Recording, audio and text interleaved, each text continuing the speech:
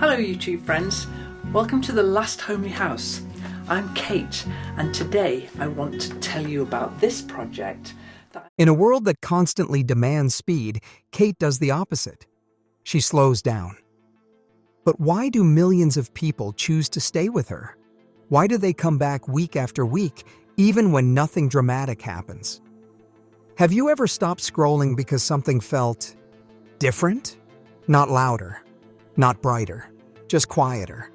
And somehow that quiet pulled you in stronger than any trending video ever could. Why does that happen?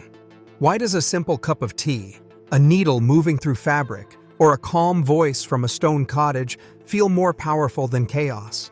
Is it possible that what we're actually craving isn't more excitement, but more peace? Watching Kate doesn't feel like consuming content.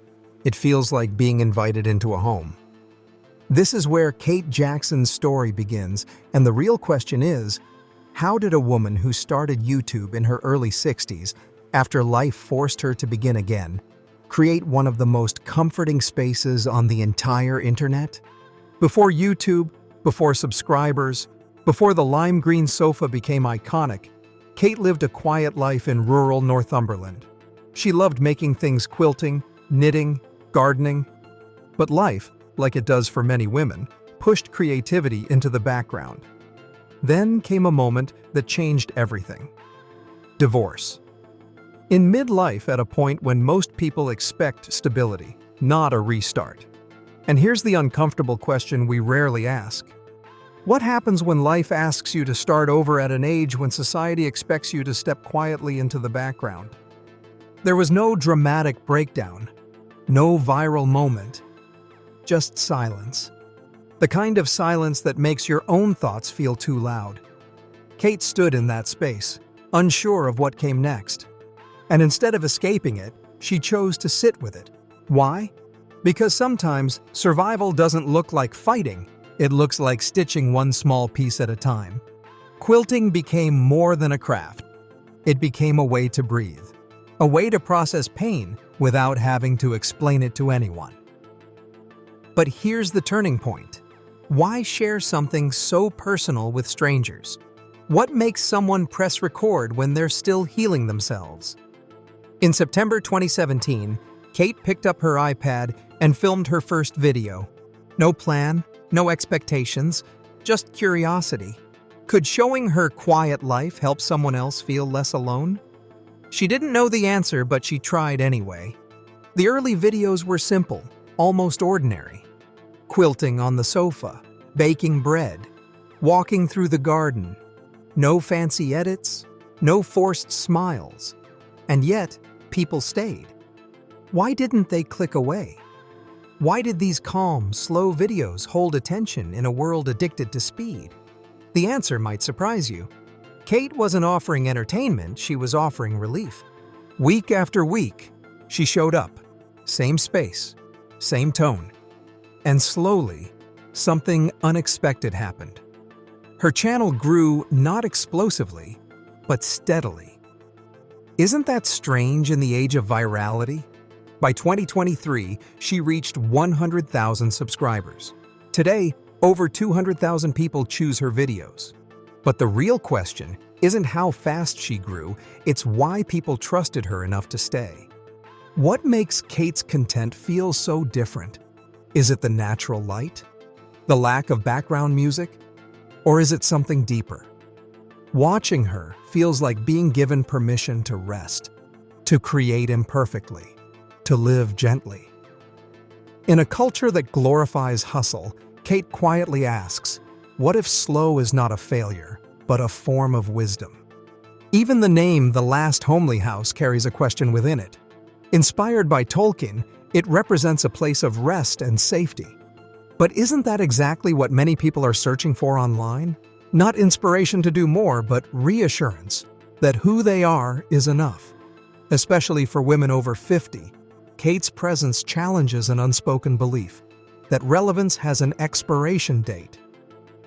Of course, this journey wasn't effortless.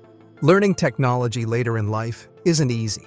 Filming, editing, self-doubt, these things don't disappear just because you're calm. There were moments of fear, moments of financial uncertainty, moments where quitting would have been easier. So why didn't she stop? Because sometimes building something meaningful matters more than building something fast. As her audience grew, Kate expanded thoughtfully. An online shop, a Patreon community, a second channel focused on gardening. But notice what's missing: no loud branding, no aggressive sponsorships. Why? Because her audience wasn't built on hype. It was built on trust. People didn't buy from her because she sold to them. They supported her because they believed in her. Scroll through her comments and another question appears. How can a YouTube channel feel like emotional support? Viewers write about grief, loneliness, illness, heartbreak. They say her videos healed something inside them. How often does content do that? Kate didn't set out to save anyone, but by being honest, she gave others permission to heal quietly too. Her audience isn't just watching, they're creating.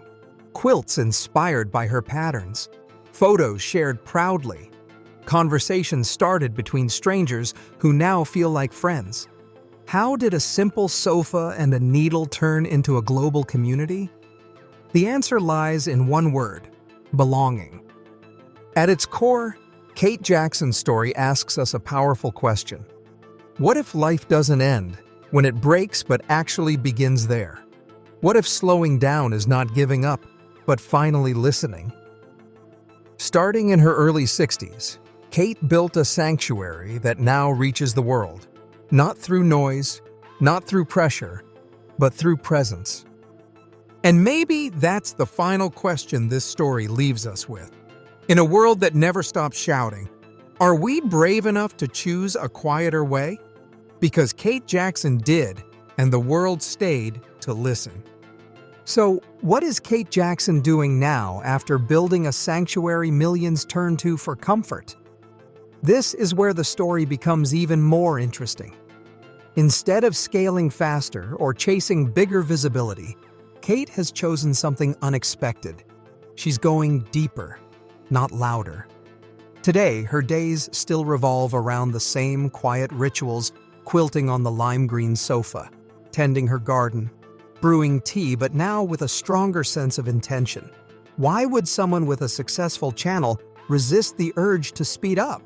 Because Kate isn't trying to grow an audience anymore. She's nurturing a community. Currently, Kate continues to upload regular videos on The Last Homely House, focusing on slow quilting projects, thoughtful life reflections, seasonal living, and gentle encouragement for makers at every stage. But here's the quiet twist. She's not just teaching crafts. She's documenting a way of living. Alongside this, her second channel, The Last Homely Garden, has become a calm extension of her philosophy, where she shares the rhythm of planting, harvesting, and accepting nature's pace. And the question viewers keep asking is, how does something so simple feel so grounding?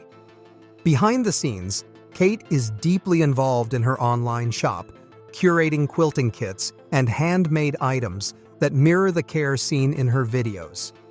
Nothing is rushed. Nothing feels mass-produced. Why does that matter? Because her audience senses the difference.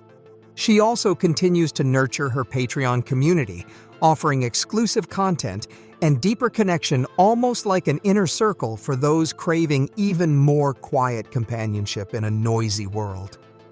Perhaps the most intriguing part of what Kate is doing now is what she's not doing. She's not chasing trends. She's not reinventing herself for relevance. She's choosing consistency over chaos. In a time when creators burn out trying to stay visible, Kate is proving that staying true might be the most radical move of all. And that leaves us with one lingering question. In a world obsessed with what's next, what if staying present is the real success? Kate began again in early 60s, not because she was fearless, but because she was honest. Honest about her pain, honest about her loneliness, honest about what brought her peace. And in choosing honesty over performance, she built something far more powerful than popularity. She built trust. So here's the real question, the one that matters most. The noise of the world rushes back in. What will you carry with you? Will you return to rushing, comparing, and waiting for permission? Or will you choose just for today to slow down, to create something small, to listen to what your heart has been quietly asking for? Because Kate Jackson didn't conquer the internet, she softened it. And maybe, just maybe, her story is reminding you that gentleness is not weakness, slowness is not failure, and beginnings don't expire with age. If this story stayed with you, let it be a sign that it's not too late, a sign that quiet lives can still be powerful, and a sign that your next chapter doesn't need to shout to matter. Thank you for watching.